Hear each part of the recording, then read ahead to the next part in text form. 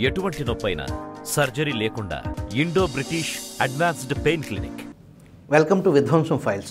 ఆలపాటి సురేష్ కుమార్ రాసిన విధ్వంసం పుస్తకం నుంచి ఈ వీడియో లాగ్. తాడేపల్లిలో ముఖ్యమంత్రి వైఎస్ జగన్మోహన్ రెడ్డి నివాసం పక్కనున్న అమరారెడ్డి నగర్ వాసుల పట్ల ఆయన నేతృత్వంలోని ప్రభుత్వం వ్యవహరించిన తీరు, అధికారం, ధనబలం కలిసి చేసే అన్యాయానికి పరాకాష్ట, ప్రతీక ఈ అంశం. బహిహం కెనాల్ గట్టు మీద ఆ కింద 2 వరుసల్లో ఇళ్ళు కట్టుకుని ఎన్నో సంవత్సరాలుగా నివాసం ఉంటున్న వారిని బలవంతంగా అక్కడి నుంచి తొలగించారు. దానికి ముఖ్యమంత్రి భద్రత కారణంగా చూపారు. ఆ పేదలు జగన్ అక్కడ ఇల్లు కట్టుకున్న తర్వాత వచ్చిన వారు కాదు, కొన్ని దశాబ్దాలుగా అక్కడ ఉంటున్నవారు. నిన్న కాక మొన్న జగనే వారున్న చోటికి వచ్చారు. తాను అధికారం చేపట్టిన అమరావతిలో రాజధానికి డోకా ఉండబోదని జనాన్ని మాయ చేసేందుకు ఆ ఏరియాని ఎంచుకుని కోటలాంటి నివాసం నిర్మించుకుంది జగన్ రెడ్డి. అంతే తప్ప ఆయన్ను అక్కడికి ఎవరూ ఆహ్వానించలేదు. అక్కడ ఇల్లు కట్టుకోవాలని జగన్ నిర్ణయించుకున్నప్పుడు ఆయన ప్రతిపక్ష నేత. 2019 ఎన్నికలకు ముందు 3 నెలల ముందు హైదరాబాద్ నుంచి తాడేపల్లికి నివాసం మార్చారు. భారీ విజయంతో ముఖ్యమంత్రి పదవి చేపట్టారు. 2 ఏళ్ల తర్వాత అమరారెడ్డి నగర్పై అధికార యంత్రాంగం దృష్టి సారించింది. ఈ 2 ఏళ్ల పాటు లేని భద్రతాపరమైన కారణాలు అప్పుడే ఎందుకు వచ్చాయో మనకు తెలియదు. ఆ సంగతి కాసేపు పక్కన పెడితే, ఎక్కడి నుంచో వచ్చిన ఒక రాజకీయ నాయకుడు తాను కట్టుకున్న ఇల్లు కారణంగా ఆ ప్రాంతంలో దశాబ్దాలుగా ఉంటున్న పేదలకు స్థానభ్రంశం కలగటం అనేది వినటానికి ఎలా ఉంది?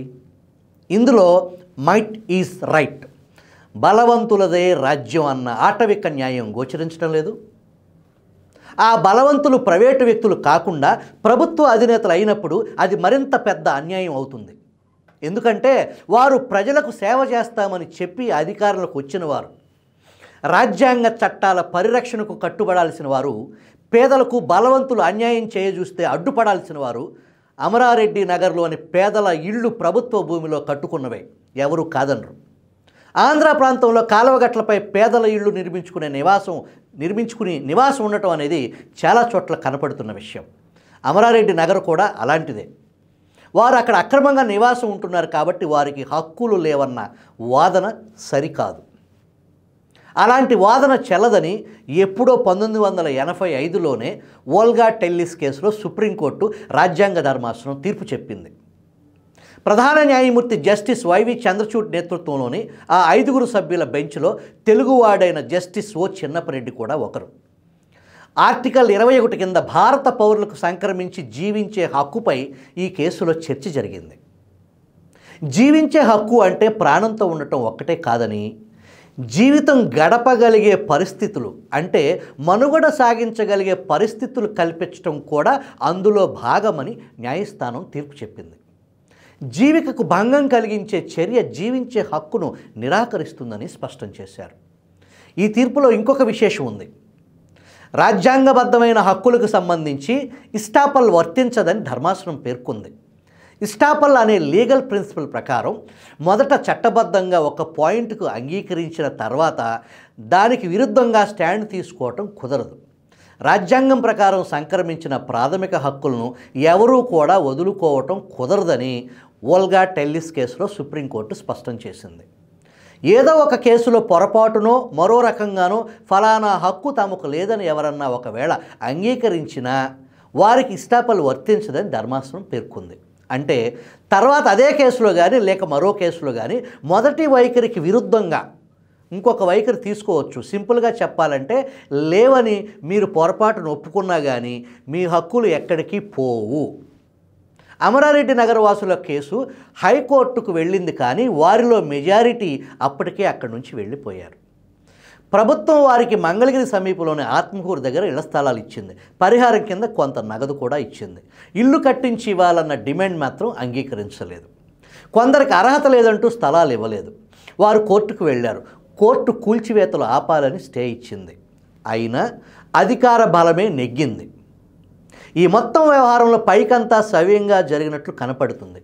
మెజారిటీ కాలనీ వాసులు స్వచ్ఛందంగా వెళ్ళిపోయారు. నిజమే, కానీ పేదల మెడలు వంచటం ఏమంత పెద్ద పని? అది కూడా ప్రభుత్వం తలుచుకుంటే.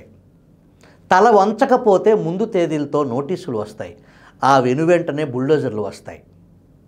కాలనీ వాసుల తరలింపు వెనుక ఉన్న కారణం అందరికీ తెలుసు. ముఖ్యమంత్రికి కట్టుదిట్టమైన భద్రత ఉండాల్సిందే, ఎవరూ కాదనరు. కానీ వాస్తవంగా చూస్తే ముఖ్యమంత్రి భద్రతకు ఈ పేదల ఇళ్ల వల్ల వచ్చిన ముప్పేమీ లేదు.